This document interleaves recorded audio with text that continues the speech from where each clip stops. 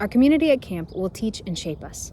Our shared meals, intentional times for rest and play, pausing for prayer, and gathering for worship each make an impact, and the schedule itself becomes a ritual and expresses our priorities.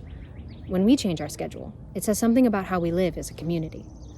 In our scripture, the Israelites have just escaped Egypt, where they were living as an enslaved population. Moses rises up as a leader alongside his brother and his sister, Aaron and Miriam. Creation plays an important role throughout Moses' story. His own call includes the character of the burning bush. Each sign or plague that Moses warned Pharaoh about featured something in nature. It was as if creation itself was rebelling against the inhumane act of slavery. The role of creation continues as God's people look for a way out of Egypt and across a literal wilderness. Today's story from Exodus shows us how God speaks through creation to guide God's people, not just as individuals, but entire communities.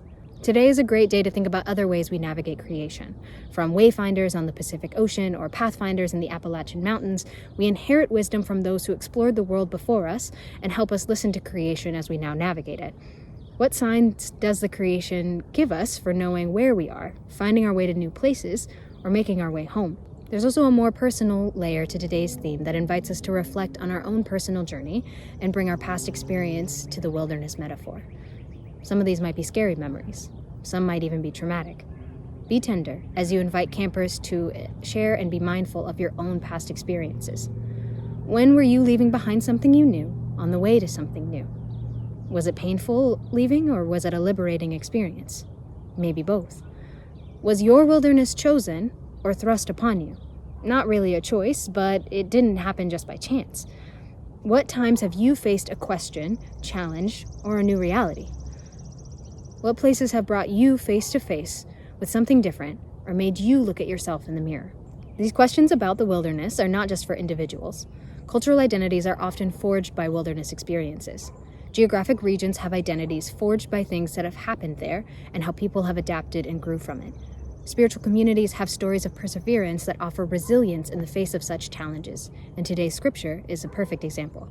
Invite your campers to reflect and use camp as a wilderness, a place to explore, learn, change, and grow.